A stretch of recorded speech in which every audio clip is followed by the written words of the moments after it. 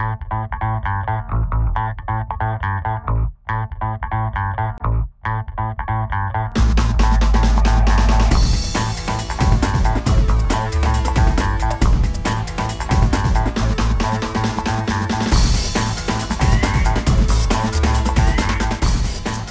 welcome to a very special edition of the Bully Pulpit Show. I'm Mark Joseph, your navigator through these trying interviews that we have sometimes. But today is not a trying interview, and it's a total conflict of interest interview too, because the Bully Pulpit Show is welcoming our first artist on Bully Pulpit Records by the name of Molly Jenson. Molly, thank you for coming in. Thank you for having me. We're going to try our best to conduct this interview, even though we work together on the record. I'm going to be totally objective. And we know each other and already. Talk about your record and be very critical of it, et cetera, et cetera. I'm ready. So, well, Molly, tell me first, when we met a couple of years ago, you've been recording before that for many years. So tell me about how you got started sort of making music before this record came out. Well, I grew up singing. I was singing ever since I was a little kid, so I've always been doing that. And I grew up playing piano, and I was in choir in high school, and I was in musicals. And I bought a guitar when I was 18 and taught myself how to play and just played as much as I could. And every time I would play with friends and I'd learn more chords, and I just kept learning like that. And it wasn't until about 5 years ago I got a call from a friend. And I didn't know him very well, but we had other mutual friends, and he just called and said, hey, I'd love to work with you. And I'd kind of been writing a little bit, but not really, and nothing great was really coming out of me.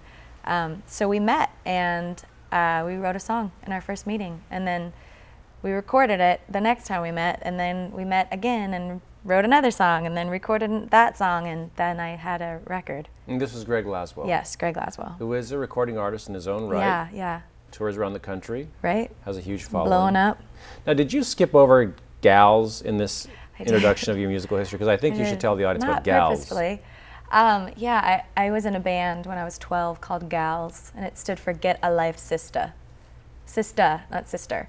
And that was like my first experience of being in a band. And I think we met twice, and we had 2 songs. But I sang the lead vocals on like our main song called Get a Life. And yeah, I think that was when I knew I could sing. At 12, I was like, I think I can sing. And that's kind of how it started. And then John Foreman, I think, of Switchfoot also played a role in your musical development. What was that about? Yeah, you know, I'd been friends with Switchfoot. I'd known those guys for a long time. I worked for them for a while. And I started working on my own stuff, and I would send John some tracks and some of the other guys some tracks and get their feedback. And they gave great feedback. And then after my project was done and I was starting to play shows around, I think John started hearing my name more. Even though we were friends, you know, I worked for them, so it was a different level. And I think he just started hearing my name around a little bit more through mutual friends. And then he heard my music and then called me one day and just asked if I wanted to write. And I was like, yes. But I didn't really think he was serious, so I just kind of was like, yeah, totally. And then forgot about it. And then a couple weeks later, he called me again. He's like, let's write. When are we going to write? And so we wrote, and we've written 3 songs. We've met 3 times and written 3 songs. And one of the songs is on my record. It's a duet that we wrote, the first song we wrote. And then another song we wrote really like in 30 minutes really quick and recorded it really quick. And that's on one of his EPs, his spring EP. And we have another song that maybe will be on my next record. Now, you were working with John, as you said, on the website and different things. But he obviously knew that you had played music before, had been in bands and things, right? Yeah, he knew I had done some music, but he'd never really heard anything, and I don't think I would have wanted to show him anything I'd done beforehand, before I'd done my own stuff. So I think he knew that I could sing and that I was involved in music, but he needed to hear my own stuff, you know, the own stuff that I was working on. So what did you do for the bands? What exactly were you working on?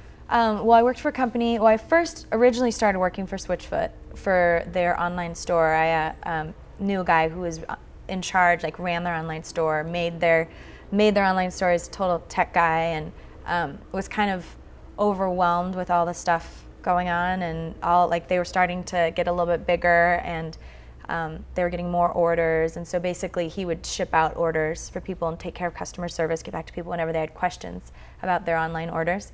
And he was just getting overwhelmed, and I had just moved back to San Diego, and I needed a job, and so I started working with him, and I had been doing music, you know, enough to know what it's like not to get your merch on the road. And so I started helping him and took over all the customer service. I started Switchfoot Street Team, and was just involved in all of them, you know, signing on to Sony and kind of blowing up. And then Switchfoot had an idea of starting a company that just worked with San Diego bands, because they had a lot of people asking them where they got their merch and where they, you know, how do you sell it and blah, blah, blah. And so we started Band Farm, and I was kind of just there for the ride. I didn't really have much say in it, I just was there. And we started Band Farm, and it turned out to be like, we have all sorts of bands all over the country.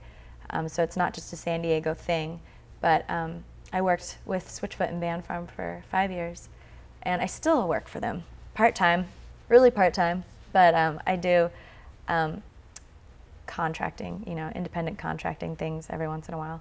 So you're totally covered on the merch front as far as your career.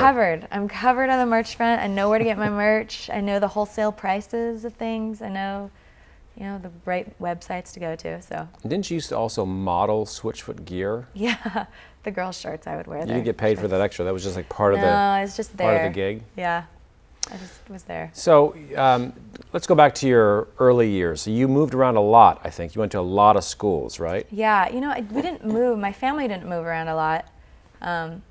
I lived in 3 different places growing up till I got out of high school.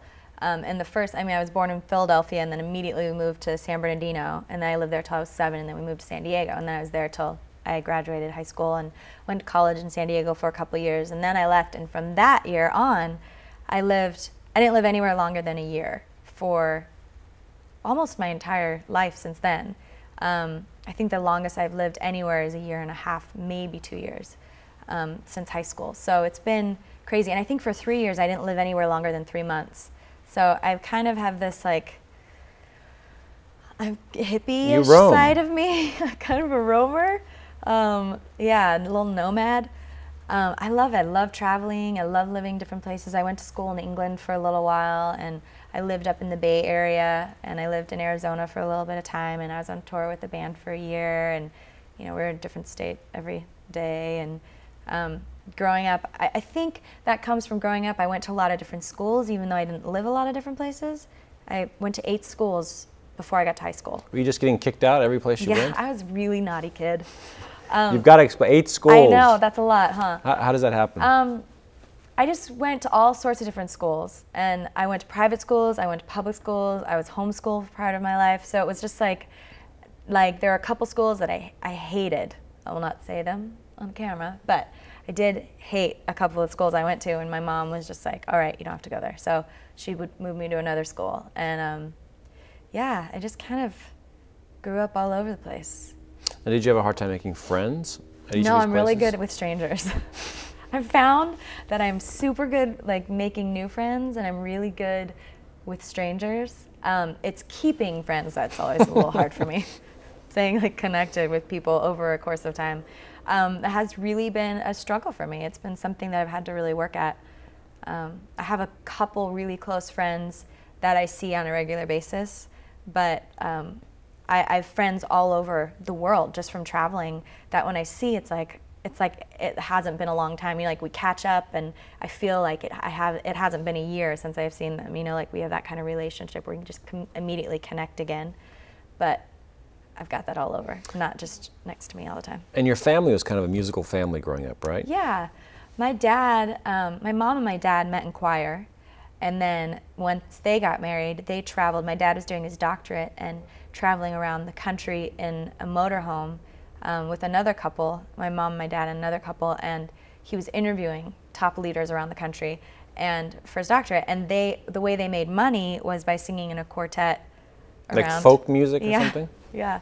Were you traveling with them during this time? No. This was before you were born. I wasn't alive yet. I had not entered the scene. But, so your parents were like 60s folk, like folk rock. Were they hippies? Like, was he like have long hair? No, they weren't hippies. They kind of The Peter, Paul, and Mary vibe? Yes, absolutely. Peter, Paul, and Mary. Interesting. So not full-on hippies, but definitely had like hippie kind of style.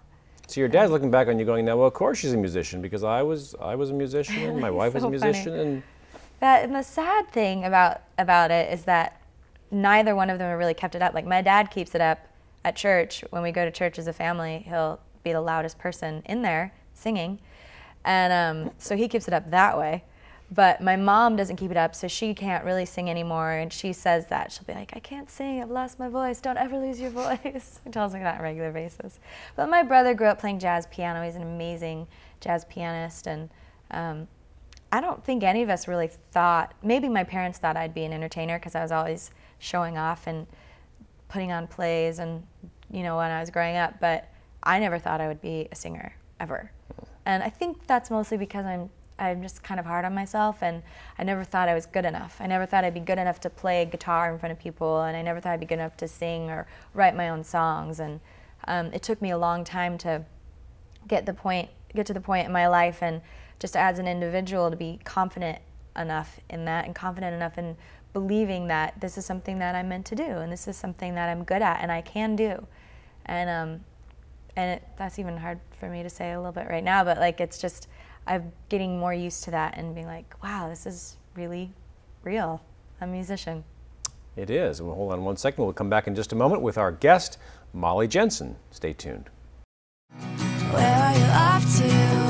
Such a hurry, girl. There's something chasing you. What has you spinning round in circles, little girl? Is it the world or is it you? There's no use trying to stop this.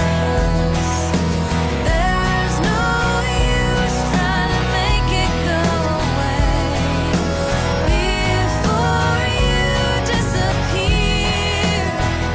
Just give it time.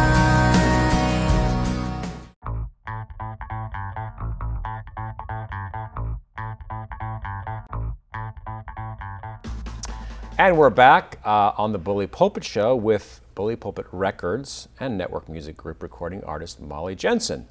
So Molly, we were talking about your childhood, and I've met your father before. I haven't met your mother yet. You but I'm ha- looking forward to what? meeting her. Are you kidding me? We're going to have dinner sometime soon. Oh my gosh, can't believe you haven't met my We're mom. Facebook Have you friends. met my brother? I've met your brother. Okay, Your good. brother's a very nice guy, but I'm Facebook friends with your mom, so I feel course like I'm you her are. friend. Yes. But your dad is like an author. Mm-hmm. He's written these books on success. I have a book at home, like Authentic Success, I think it's called. He's written tons. He's like a life Achieving coach. authentic success. Let's get Achieving that right. authentic success. Yes. I'm sorry, Ron. But he's a life coach. Yeah? So basically, like if I wanted my life to go better, I would go to him and he Mm-hmm. would consult and help me become a better person and be more successful. Yes. He does this for Fortune 500 companies, for like foreign governments too, right? Yeah, all over the world. So all this to say that your dad, you have a very healthy family. Mm-hmm. But doesn't great art come from dysfunction? Like, shouldn't you have come from a dysfunctional family to Probably. produce great art? I create a lot of dysfunction in my life. So you've acquired it along the way. No. Yeah, you know, a lot of people say that. I feel like I'm a very different musician than most musicians. I'm not a typical musician. I don't feel like if I didn't do music, I would collapse and die. Like, I don't need to be listening to music all the time and playing music all the time. I love it, and that's what I want to be doing.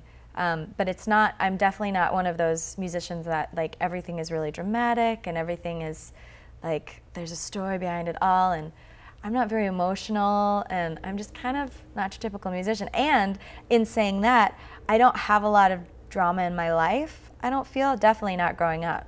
I have a very stable, great family. I mean, obviously we have our issues, but we're very close and we love each other, and we all work very hard at, you know, having a good relationship. But I've found, I mean, obviously one of like the fastest songs that ever came out of me writing wise was right in the middle of a horrible breakup. So like definitely that tragedy helps for sure. But I found that you don't need it to be able to create. Maybe it helps a lot of other people, but I don't feel like it's something that's necessary. And And it makes me a little sad when I know that artists or like young people getting into music think that they can only pull from the pain. I really love to pull from joy and happiness and good things. When my life's going good, I'm motivated to write. And yeah, I mean, it's not just all the pain and sorrow that we need to pull from. So what do you think your parents contributed to you both musically and just in the things that you write about? Do you see traces of them in the things you do in your work? I think as far as musically, they've just always been really supportive. So like if I wanted to, like I played violin for a little while and I played clarinet for a little while, and they just were supportive. Like I would get sick of one thing and they'd be like, okay, let's move to something else. And I appreciate that about them, that they've been supportive to let me kind of try all sorts of different things, and that freedom has given me more freedom in being able to do music the way I want to do music. So that's been really helpful. And like, I have a song, as far as like seeing them, like their traces in my songs. The first song on my album, which is also my single, ding, ding, ding, is called Give It Time. And it's about not running away from problems. And that is a huge thing that I learned from my parents growing up. You know, something would come up and they would always really be motivating me, just don't run away from it, deal with it right away, don't go to bed until you've dealt with it, you know, like deal with it as fast as you can and as well as you can. And that's what Give It Time is about. That I was having money issues when I was working on the record and I wanted to run away and I couldn't, so I was like, shoot, I better write a song about it. And writing the song helped me get through it. This record, we'll talk about that in a second, but what was Greg Laswell's contribution as the producer? How much of it is, I don't want to say much of it is him, but how much influence did he have on you and the songwriting and the production, and how would it be different if you hadn't worked with him, let's say? Well, I think it would be really different. I honestly believe, and I don't want to sound like I'm not giving myself any credit, but I honestly believe that I wouldn't be here where I'm at in this musical spot if it weren't for Greg. So if it wasn't for Greg, we wouldn't be sitting here right now. Right. I don't believe we would be sitting here if Greg were not in the picture.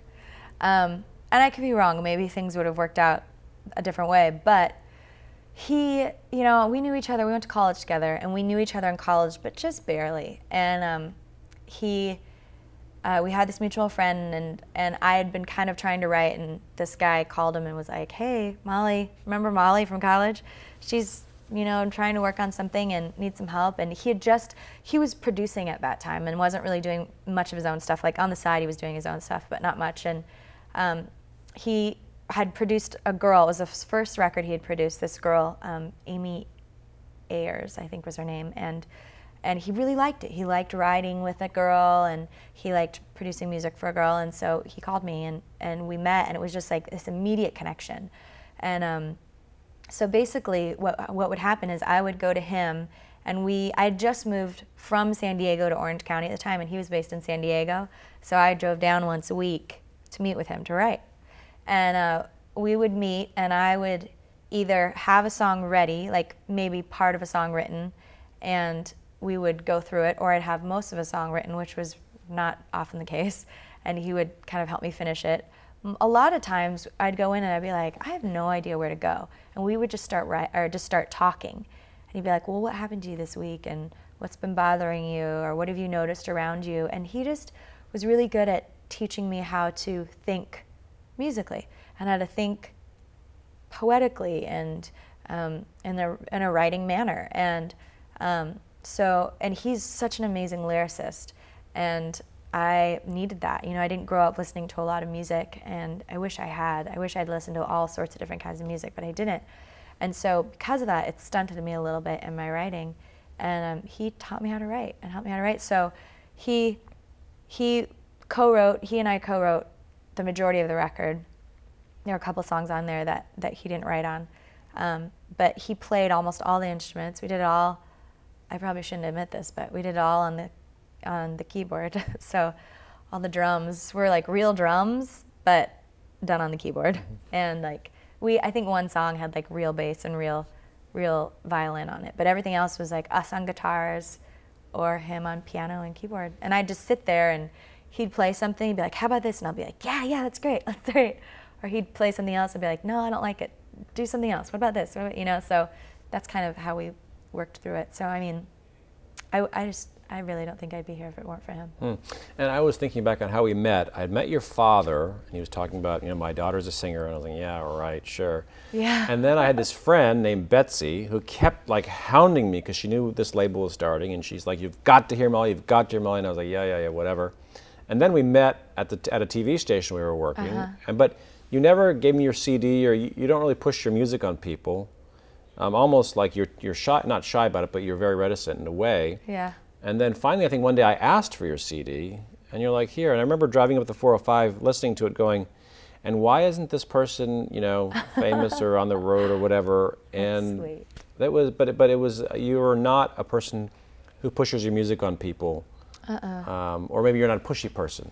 Yeah, you know, I've met a lot of pushy people in this business, a lot, and I can't stand them, and I avoid them, and I don't ever want to be that person. And so with music, you know, part of it is me not, you know, I know that not everyone's going to love my music, and it's not everybody's perfect style, and so part of me is a little insecure about it, like, oh, you'll probably hate it, and another part of me is like, I just don't want to, I don't want to assume that you're going to love my music, so I don't want to push anything on you. So definitely that's kind of two feelings in that, but yeah. And then we added, of course, down the road, we added a song to the material you'd already done called Do You Only Love the Ones Who Look Like You with John Foreman. Yeah.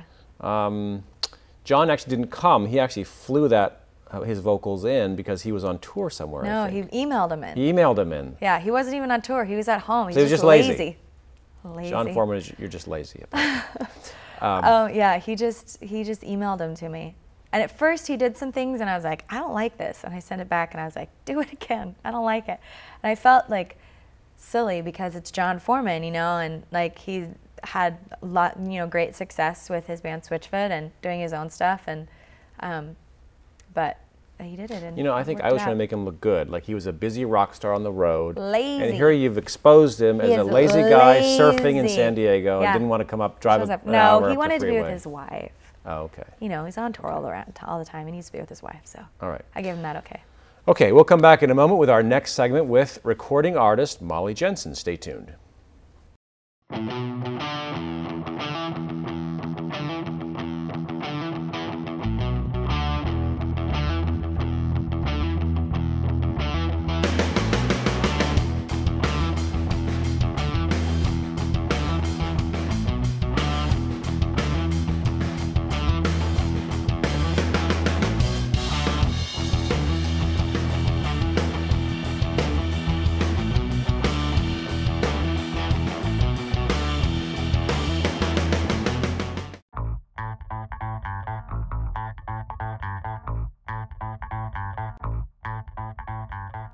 And we're back on the always exciting, sometimes entertaining Bully Pulpit show with our guest Molly Jenson, a Bully Pulpit recording artist and network. Did we already talk about that? No, I think we did. Not really. So you've talked about working with us and this label where we have Bully Pulpit Records, which is part of the network family, and sometimes you talk about that it has the feel of being both a small boutique label as well as a larger label. Would you expand on that interesting thought?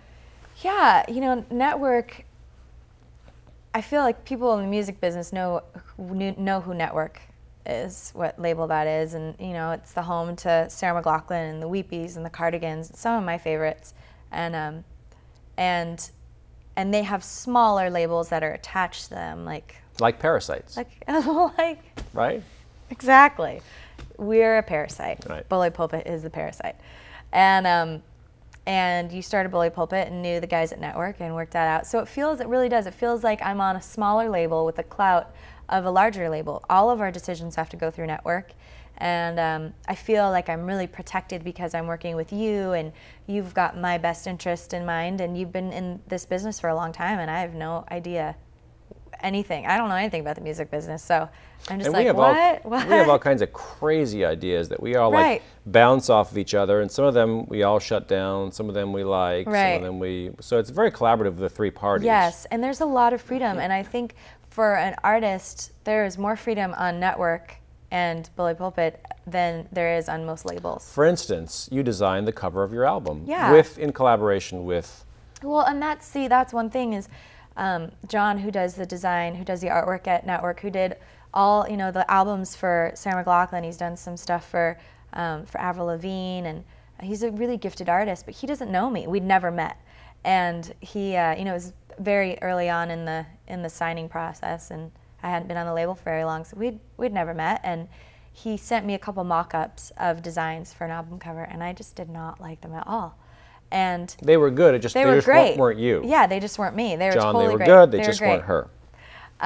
But the thing, and the first thing in my head was like, he just doesn't know me. He doesn't know what my style is. He doesn't know what I like, what I don't like. And it's not that he's a bad artist. He's a great artist. He just doesn't know me. And so the day I got them, I was just like, oh, I need to do something different. I want to show him more what I'm like. So I mocked up, and luckily, I've been working with Photoshop for years, so I know kind of how to work that a little bit. So I mocked up an idea for the cover, and I just sent it off to him, and I sent him a couple mock-ups, and I said, I'd love to go like more in this direction. I don't want to step on your toes.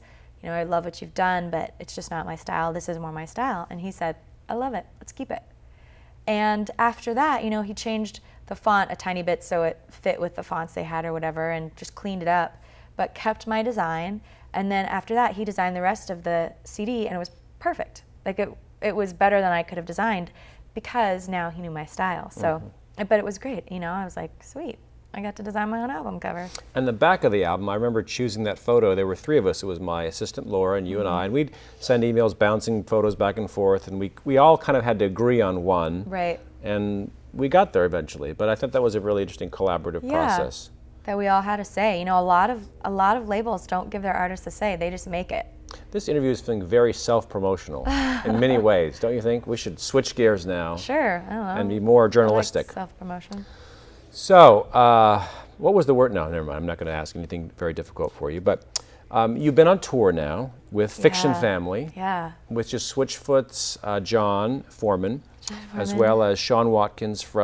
Creek. Nickel Creek. Yeah.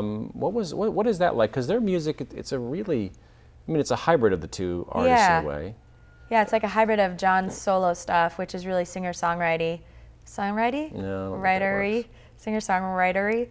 And Sean Watkins, Nickel Creek, they're bluegrass, and Sarah was out on the tour too. So, Sean's sister, and Sarah's also in Nickel Creek, and she plays fiddle. And they had a full band with them, so they had full drum kit, and then Tyler played bass and keys and the baby piano, the toy piano, and sang like all sorts of things. So it was a crazy kind of conglomeration, and their fans, that's a crazy group too, bringing them all together. But it was so great. I just got back, and I was only out with them for a week, and it was my first like real tour outside of California, where I didn't set all the shows up, and I was opening for a band that brought in a good crowd, and we played to 300 to 600 people every night, and most of our shows were sold out. And they were by far some of the best shows I've ever played. And I played solo, which kind of made me nervous because I haven't played a lot solo, and I kind of like having somebody else with me to kind of cover up my mistakes. But I thought it would be a really good thing for me to do, to go out and just try it. I need to be able to play by myself and not rely on people all the time. And so I did, and it was awesome, and it was so fun. And I found in playing solo, a really big thing with my live show, it's really important for me to be able to communicate with the audience. And if I can play my songs and get through my songs and communicate with the audience through my songs, awesome. But if I can communicate with them through like between songs and really connect with them there, then my show's 100% better. And it really makes a difference. And I played a show last night where the audience was really chatty, and the stage was really big, and the sound was kind of off, and so I really had trouble connecting with the audience and didn't really get good feedback from them. And my show, I didn't like my show at all. I didn't enjoy it. I got off stage and I was like, I suck. What am I doing, But this audience that was on, there for Fiction Family, they were there to be entertained, and they were there to be quiet and listen and communicate with the artist. And I had the some of the best shows ever because I had these great responsive people responding to me in between songs, during songs, and there was just so much energy in the crowd, and it was just amazing. Well, I that can't crowd, say enough good things. that crowd responded really well to you that night that I saw the Fiction The last Family night, tour. yeah. But they're really not there to see you, right? They were really there to see Fiction Family. Right, so it's a challenge. So how you had to win them over then. Right, and that's like immediately I walk out on stage. I'm always a little nervous for the first song. And granted, that last show we played was sold out, had been sold out for a couple weeks. And there were, I think the room holds 250 or 300 people, and it was pitch black. So I think a lot of that would make a lot of artists uncomfortable because you can't connect, you can't see the people.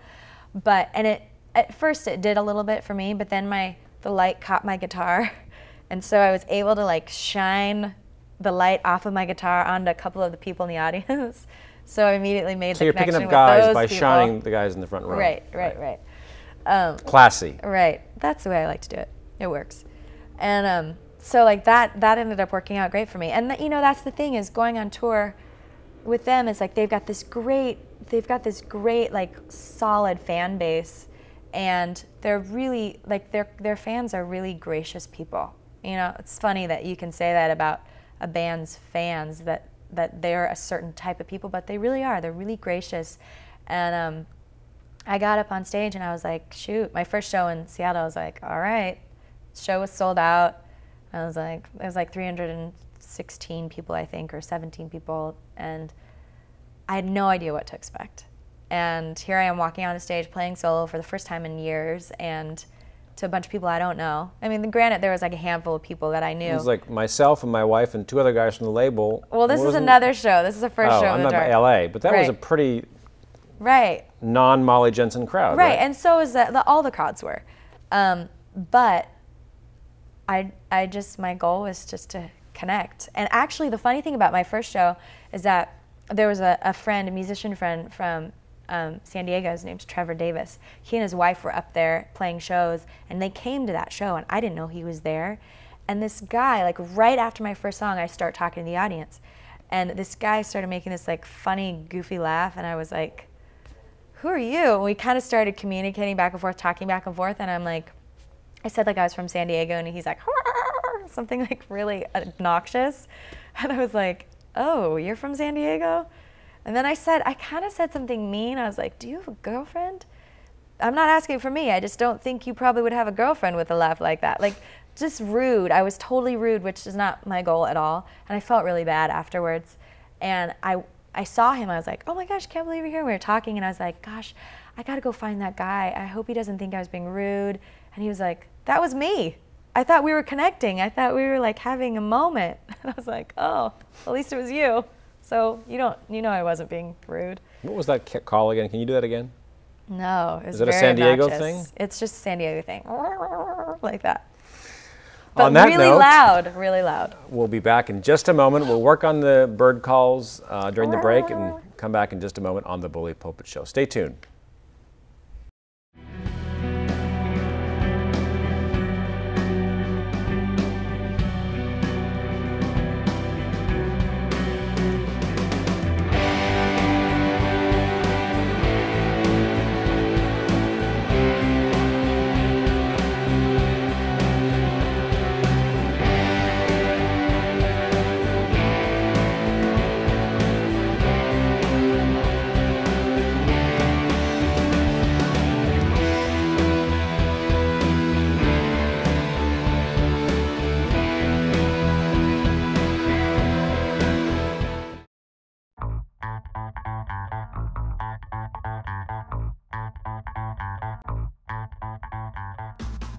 And we're back on the Bully Pulpit Show with one more episode with Molly Jenson. So Molly, I'd like to admit to one racial prejudice here, which is that I tend to think that black performers are better at performing than white performers. And I know that's a stereotype, but I wonder if it couldn't be because so many of my favorite black performers had a start in the church, and they played all these years growing up, teenage years, and they got their chops down, whereas it tends to happen less traditionally in more white churches.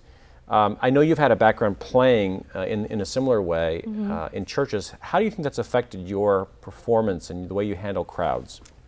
I think it's been really good for me. I started singing at church when I was 15, and I was so nervous. I actually have a tape of me singing at church, and my voice is just like super shaky, and it's hideous. But being able to start at such a young age really helped me to be in front of people and be on stage. And even though you're not supposed to think of it as a performance time, it kind of is, because you're on stage in front of all these people, and usually a lot of people. And it just gets, got me used to being in front of people and not being nervous in front of people. And I still get nervous when I have to do new things, but I don't stay nervous for very long. And I really, really think that's because of singing in church growing up. And what about going forward? What kind of artists would you like to, in your dream scenario, tour with on the road? Oh gosh. Well, I have to say, after touring with Fiction Family, I've got high expectations now. I've found that the best rooms and the best crowds for me are the theater style seating rooms, and the crowds that come because they want to listen. And I've always been the kind of person who's like, oh, if they're chatty, I'm gonna just make it work, and I do that. But I know the shows that I enjoy most are when people are really there to listen and communicate. But I would love to I'd love to go on tour with the Cardigans.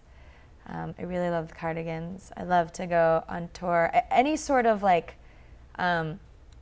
they've got like a mellower side the Cardigans do, but they're also full band. But I would, I've only done either a solo tour or I've played with a couple other members from my band. I'd love to go on a full band tour with a bigger band, like the Cardigans, or I don't know. Now, of course, now that we're on camera, I can't think of any of the bands that I would like to go on tour with. The Weepies.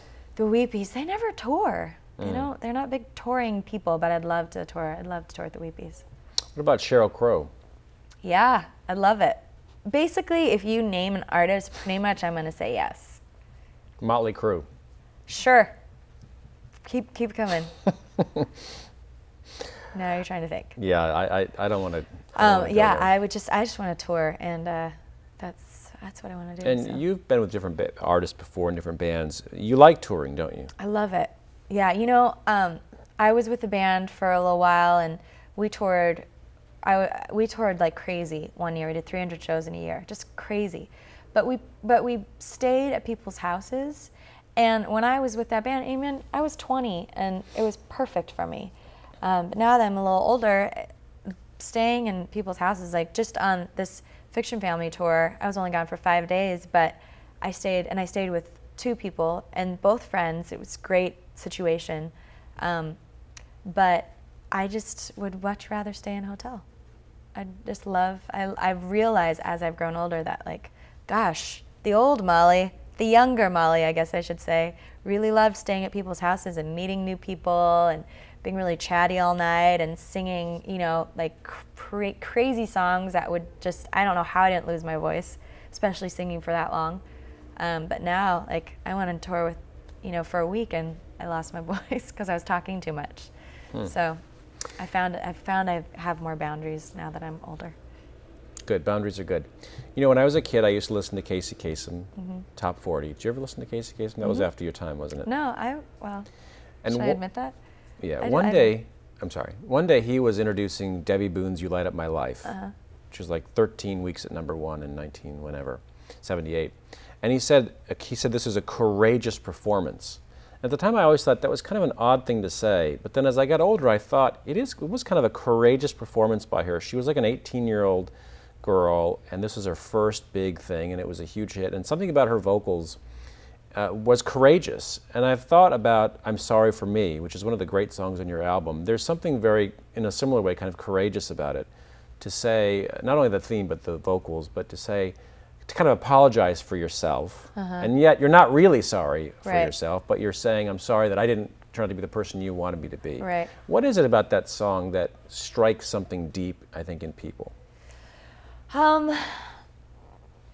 I don't know. I think it's just that actually was the first song I wrote for the album, and I wrote it right before a relationship that I was in, right before it ended, and it was at that point where, actually I started writing it right before it ended, and then finished it after it ended. So I just felt I really wanted. I broke up with a guy, and he just didn't understand why, and I really wanted to change places with him because I knew why, and I just didn't have any feelings anymore, and I knew it wasn't the right situation to be in, and I wanted, because he was hurting so much, I wanted to write a song to be like, look, I'd love to change places with you, and I would love to be in the place where you're at, because it's not fair that I'm not, and it's not fair that you have to be there by yourself. And I think that hits people because so many people have been there, so many people have felt that way, and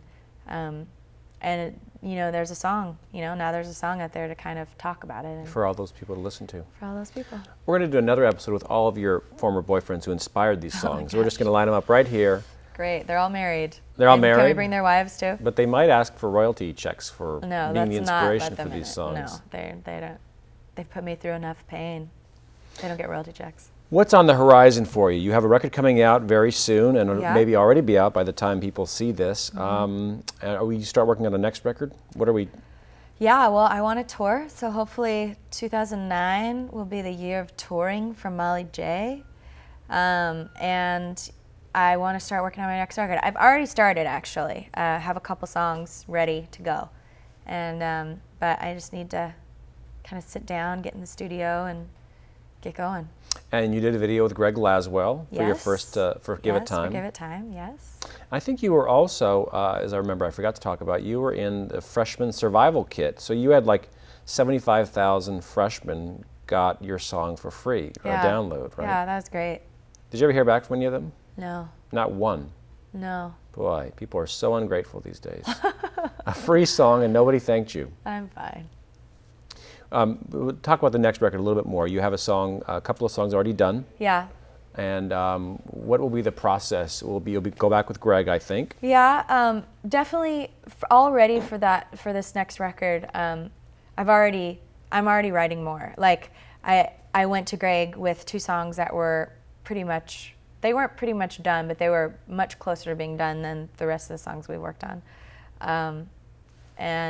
So he didn't have to help as much, but he helped enough to kind of get the song done and make it sound better. Definitely helps make songs better. And so I think this process, there'll be a lot more of me. I will be writing a lot more than I did in this last time. And because, you know, after working with him for one record, I've kind of learned how to write. And I still struggle, and I still get stuck here and there. And I need opinions to kind of help me hash out where I'm getting stuck, and that's what he does for me. But he's definitely helped me to become a better writer, so I'll definitely be writing more. And then we'll do the same thing, probably. We'll get together, finish up some songs, and immediately record them. It just works best for us. I remember the first time we talked about doing a record, and you said, does that mean I can't work with Greg anymore? And I said, are you crazy? Don't ruin a good thing. Right, I remember that. It made me so happy. You have an amazing That was part of our collaboration deal. with him, don't you? Yeah, I connect with him more than with anybody.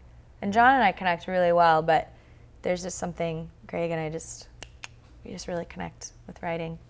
It's been really great. Well, good luck with the record. Thank and you. thanks for coming in. Thanks for having me. And thank you for joining us on the Bully Pulpit Show, and we'll see you next time with another interesting and maybe controversial guest. We'll see you then.